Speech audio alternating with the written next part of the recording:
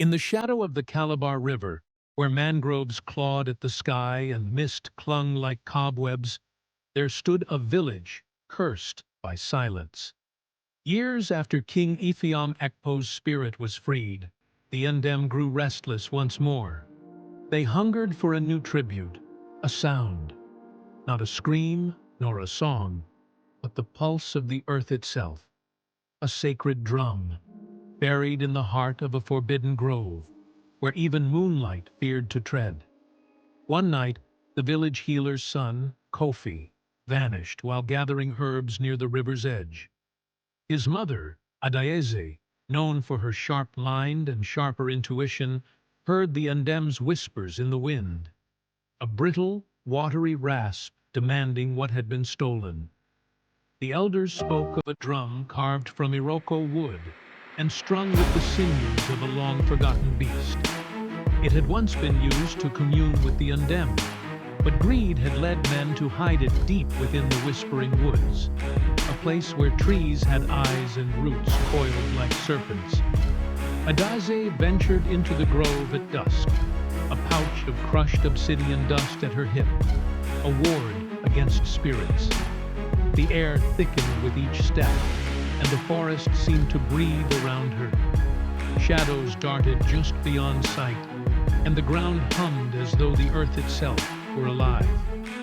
She found the drum in a clearing, half swallowed by vines, its surface etched with symbols that writhed under her touch.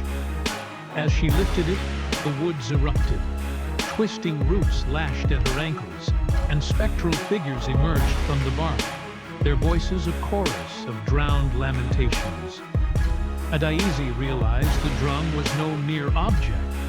It was a prison.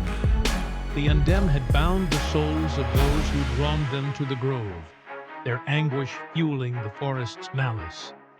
To claim the drum was to inherit their wrath. But Adaeze was no thief. Kneeling, she scattered the obsidian dust in a circle and struck the drum once.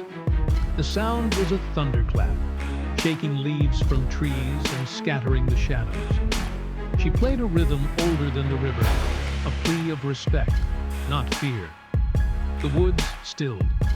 The trapped souls emerged, translucent and weary, their eyes softening as the drum's vibrations loosened the Ndem's grip. The river surged suddenly, and three figures rose from its depths.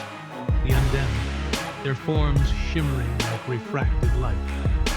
"You return what was taken," they hissed, voices echoing from beneath the water. "But a toll must be paid." Adaeze's breath caught as the drum began to dissolve in her hands, its essence seeping into the soil. The Ndem tilted their heads, then plunged back into the river, dragging the cursed grove's shadows with them. When dawn broke, Adaeze stood alone in a sunlit clearing, the drum gone. Kofi was found on the riverbank, dazed but unharmed, speaking of a dream where his mother walked among giants. The whispering woods grew quiet, the malice drained like poison from a wound. Villagers swore the river's currents now hummed faintly, a deep, rhythmic sound that lulled children to sleep.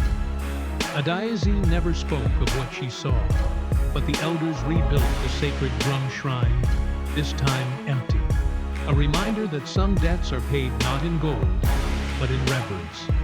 To this day, they say the Ndem's drum still beats beneath the river, a sound felt in the bones, not heard by ears. And those who listen too closely risk being swept into a dance older than time itself.